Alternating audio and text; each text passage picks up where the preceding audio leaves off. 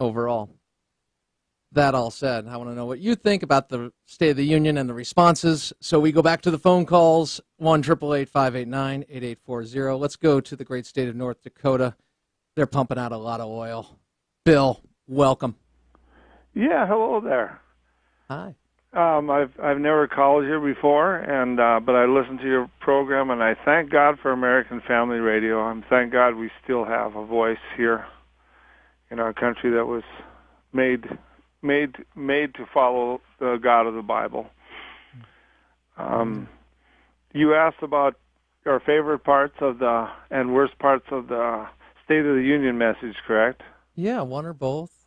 Well, go with. I hate to say I could only watch it for a little bit. I just couldn't stomach it. I hate to say that. I watched the part about minimum wage and saying he wanted to increase it, I believe, $10 to $10.10 an hour or something like that. Well, my opinion on that is when we have so much unemployment in this country, and I can't imagine what it's like in other states. I live in North Dakota. We're blessed. We got jobs, and I don't think our people can comprehend what it's like to live in a place where we can't find a job.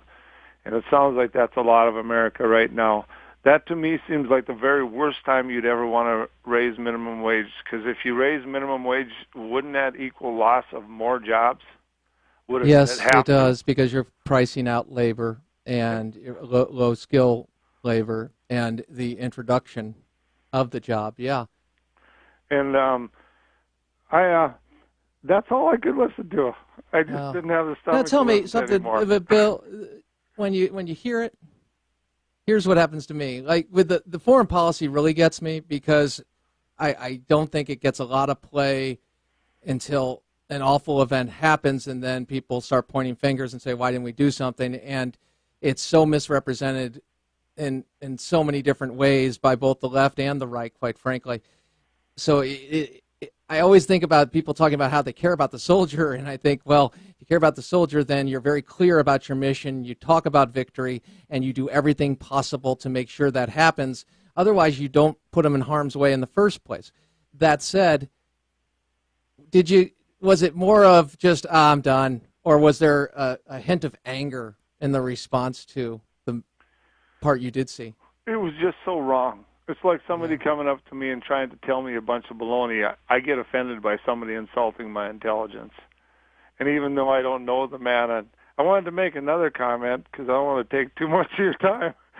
Go ahead, Bill. Well, the response we'll get to the others. Republican Party, and I turned it back on. It was on in the background. I turned it back on, and I seen the response, and they were saying that the Republicans have a reputation of being hard on women, and I thought, wow, I sure don't see that at all. And I heard part of it. They're talking part of it's abortion and stuff. And I used to march against abortion, and to my knowledge, when I did, most of the people that marched against abortion were women. It has nothing to do with being against women. It's the sanctity of life. But if they address it there, Bill, that's the problem. They can't address it where the actual issue is. They have to come in with this idea, because when you hear somebody's against women in general, like anything else, you'd sit there and go, well, why would I want to support somebody who is against women? What do you mean? It's immediate. It plays on our best instincts of the fact that we reject that kind of behavior. It's a false charge. It's a false narrative. It's a distortion. It's a distraction. But they do it because they can't handle what it really is about, which is the life. Decade plus ago, I tell this story often, had a friend. He was a Christian. I called myself a Christian at the time. But I went through a process of actually getting to know Christ when I truly came to Christ. Thank you, Jesus. The point is this. He said, he kept asking me about a life being a life being a life. I couldn't get away from it because I was pro-choice for others, but pro-life for myself. But when I thought about it, I was like, wait a second. But if it's a life, it's a life, it's a life. He also took me to church. He welcomed me into his family. Great guy. Love him like a brother. Point is this. Deal with the substance. You actually solve the problem. You address the problem for what it is, and people can make that judgment. They don't want that, either because they're blinded by their own rhetoric, or they are flat out just dishonest and they know it can't stand up. And it really speaks to the agenda right now that we're seeing from President Obama. Hey, I can't convince you. I can't convince Congress. It's too much of a divide, so I'm just going to use the levers of power. Now, he can't really do that because power of the purse comes from Congress and originates in the House. But bottom line, he can't do it. He can do it to a degree, and then those things are turned back in the next administration. Nonetheless, he has overstepped, and he has put in policies like his own DREAM Act. So it's very telling about what he's done. And when any president does it, it's telling. Some have done it in the area of national security, and we can go there in our time. Anyway, Bill, really appreciate the phone call. Thanks so much.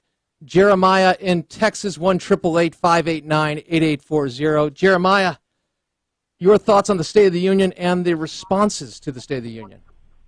589-8840. You can talk to me, Jeremiah, not the phone. Oh, hey, what's going on, Crane? Good evening, sir. Good evening, sir. I was a soldier for 10 years, sir. I fought this nation's wars.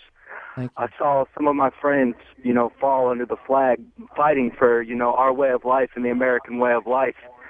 You know what? I didn't hear anything about veterans or veterans issues in the State of the Union, sir, or anything. And I just can't help but feel utterly disgusted with the president, Congress, and I just fed up with it.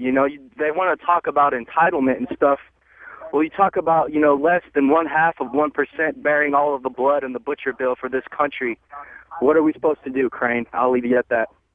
Well, first and foremost, he did mention veterans and soldiers. I'll get to that specific place. I don't have it pulled up here, so forgive me. 18 to 22% of our budget goes to national security and defense. 60 plus go to entitlements. Our entitlement system pays out $120,000 more than it takes in on average. Can't be sustained. It's in areas where the government should not be, especially the federal government specifically. Defenses are between currency and the number one job of the federal government is to protect its people. So when I think about the soldier and the points you're raising, I only have this to say: we need to educate the American people. And I think that's one of the things that gets me about the debate about national security, because I really believe that the vast majority of Americans want our country defended, and just disagree on how best to do that. But ostensibly, the place they come together is taking care of you.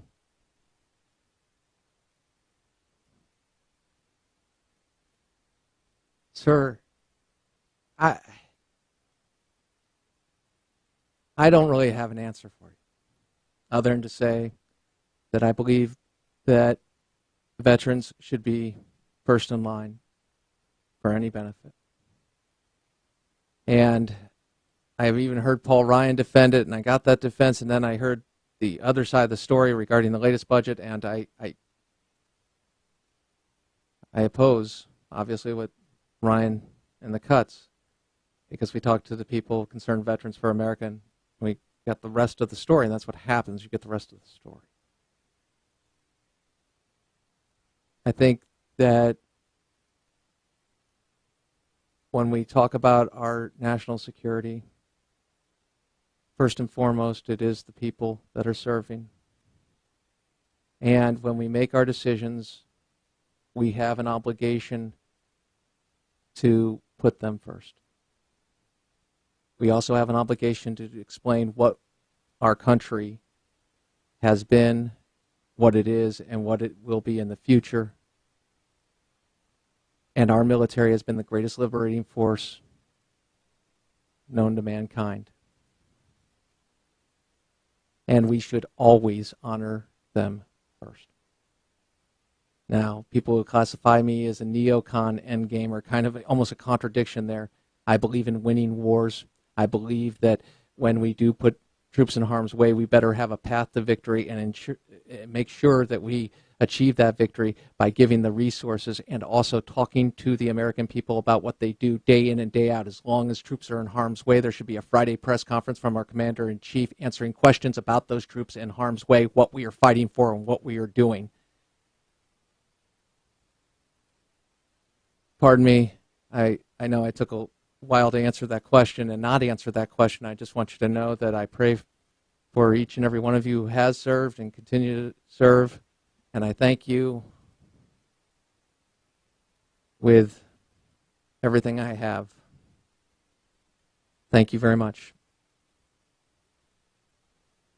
Flo, Texas, great to be with you. Thanks for your patience. Your thoughts on the State of the Union.